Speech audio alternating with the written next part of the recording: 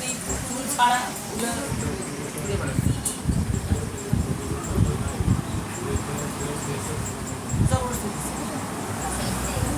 পাপ ছাড়ানো জায়গায় পাপ বলায় জড়াই দিয়েছে। যারা দিছে তারাই ভোগবে। মন দিয়ে না চাইলে কোনোদিন সেই জিনিসটা হয় না। তুমি করো বলে না তোর পুজো, আর সে তোমার ঢুকাই দিছে কৃষ্ণের তন্ত্রী বিদ্যা। পাপ সে বুঝছে ক্ষতি তো তার হবে, কষ্ট তোমার হবে।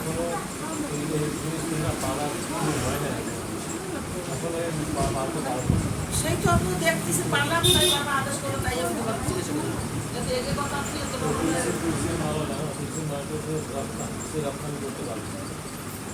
দিছে কেটে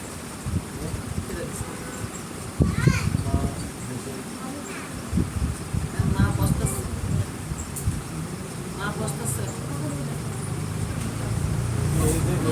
পরীক্ষা দিলো, ঠাকুর পরীক্ষা দিলো তোর মা যে এখনো তোর পরীক্ষা দিলাম, এখনো সময় আছে, এখনো সময় আছে।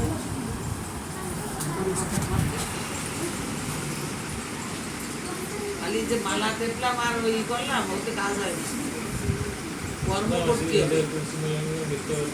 আমার কাজই হচ্ছে মিথ্যা কথা, আমার কাজই হচ্ছে মিথ্যা কথা। আমি সকালবেলা উঠে কাজে যদি মিথ্যা কথা বলবো, কোথা থেকে বেজে আসবে, এই আমার কাজ।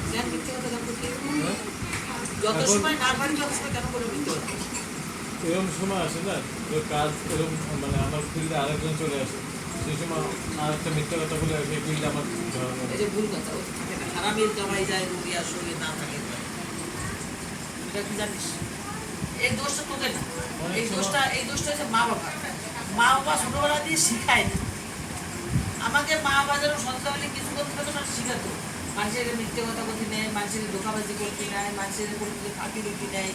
যদি কেউ একটা চড় দেয় তাহলে হাসে পড়ে চলে আসতে হয়, যদি কেউ একটা বেশি কথা হয় তার দিকে তাকায় হাসি দিয়ে চলে আসতে হয়, তাহলে উল্টো রিপ্লাই দিতে হয় না। এই জিনিসগুলো আমাকে মা লেখাপড়া যত্ন না, কিন্তু আমাকে মা সন্তান হলে আমাকে নিয়ে এইভাবে বসত, এভাবে বসতো। আমাকে দিদিমা আসলে ওই আচারের কথা বুঝাইতো যে পরের বাড়ির কথা বাপের বাড়ি কবি না, বাপের বাড়ির কথা পরের বাড়ি কবি না। ওদের সংসার ছন্ন ছড়া হয়ে যায়, কষ্ট দুঃখ স্বাদ নীতি হয়, উপর রাত দেয়। আমরা কিন্তু সেইভাবে চলে আসছি, আর সেইভাবে আজও পর্যন্ত চলি, আজও পর্যন্ত চলি। মেয়ে মানুষের চুলের আগায় শত্রু বাড়ে। আজকাল প্রতিটা মেয়ে মানুষের চুলের আগা ছাড়া থাকে, প্রতিটা মেয়ে মানুষের চুলের আগা। ঘরে অশান্তি কেন হবে না?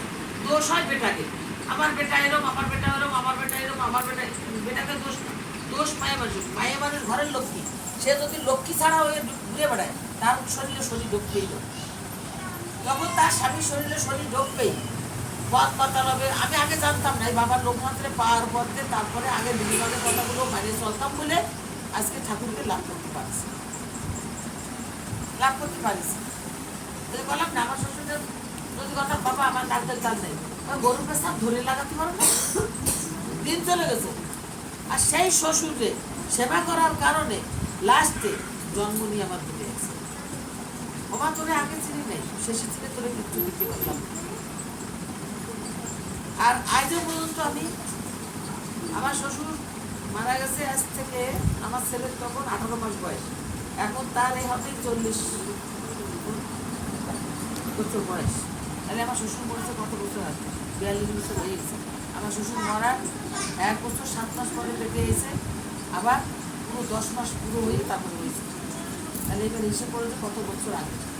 কিন্তু আজ পর্যন্ত আমি আমার শ্বশুরের কথা মাইনে চলি, এবং আমার বাড়ি একটা উৎসব হইলেও আমি ওনাদের বস্ত্রদান না করে আমি সেই উৎসব করি না। চাও যেটা আমার মন চায়, আমি কারোর কাছে কোনোদিন চাইও না, কেউ কাছে ইয়ে করি না। আমার নিজের ক্ষমতায় আমি যা করি, আমি নিজের ক্ষমতায় করি। মানে আমি তো আমি চাকরি পেয়েছি আমার শ্বশুরের আশীর্বাদ। আমি বকুলো মেমাই, আমি টেপা দিয়ে চাকরি করি। লেবুতলায় যেতে আমার এক বান্ধবী ছিল মুসলমান মেয়ে, বিকুপ্তি নাম, ওর বিয়ে হয়েছে ফনির বেশি। আমি সবজি বস্তা করে নিয়ে ওর পর্ণশালা দিয়ে, তারপরে দশরথপুর দিয়ে, রামপুর দিয়ে সবজি টোকায় টোকায় টোকায় টোকায় নিয়ে বস্তা করে বাসে নিয়ে আসতাম, বস্তা মাথায় নিতাম, পানি নিয়ে হাতে নিতাম, কটারে কটারে অফিস বেঁচে বেড়াতাম। ওই একসাথে অফিসে গেলাম বেচতে।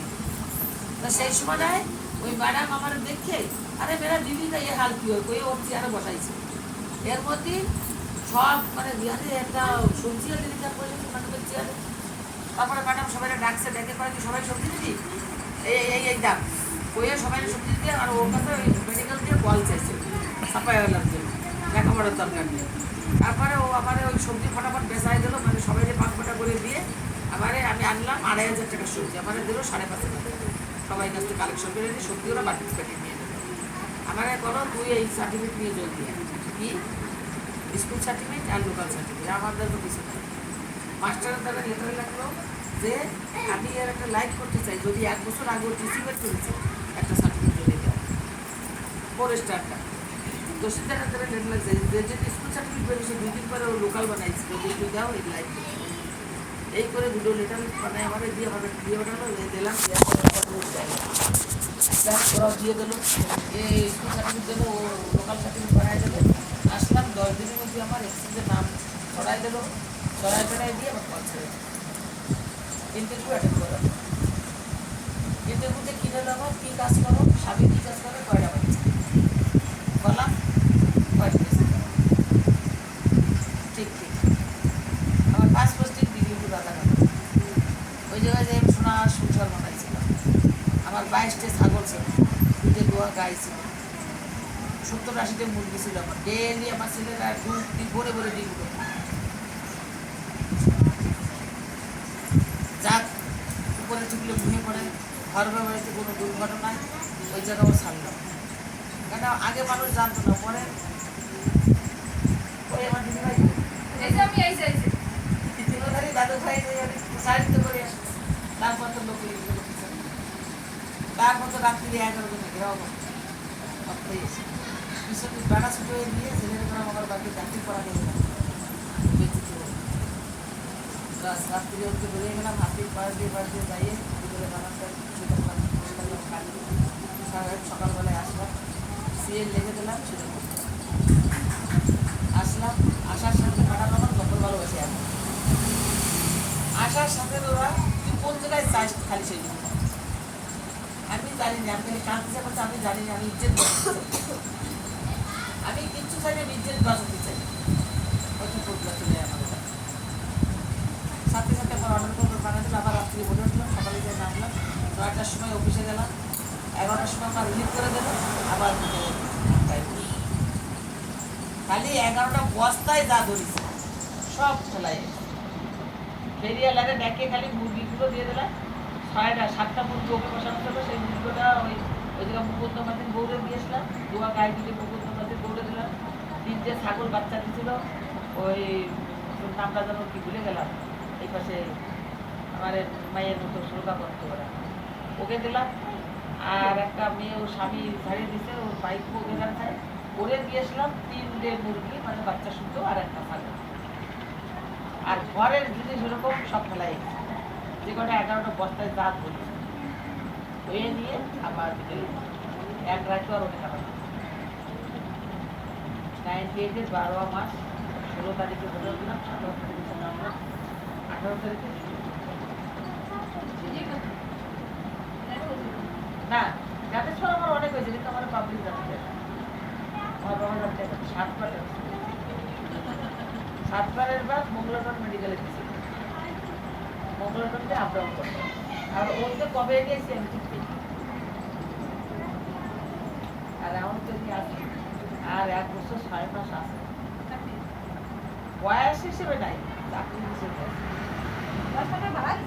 বয়স কমাই ছিল না আমার 64 বছর চলে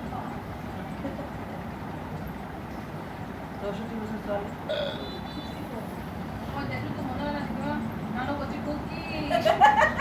দাদুও তো মনে হয় না তো এখন দেখো না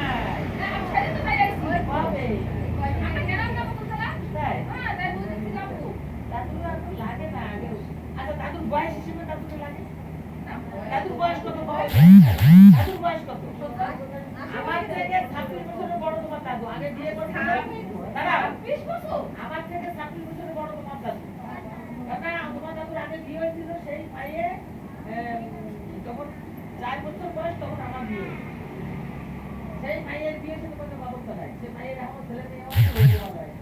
ওই মাইয়ে আমি নিয়েছিলাম আমার আমার ধন্যবাদী দিয়ে মাইয়ে চলে গেছে কদমতলায় দিয়েছে আর সে মায়ের মারও কদমতলায় দিয়েছে গ্রুপবাড়ি আমার মতো বড় কথা মানে গ্রুপবাড়ি নাটার মতো জ্যোৎস্না না ওর বোনের বিয়ে হয়েছে আবার আমাকে বলছে অরবিন্দ বাজারের বউ অরবিন্দ বাজারের বউ হয়েছে আমার জ্যোৎস্না বিয়ে হয়েছে দেখো তোমরা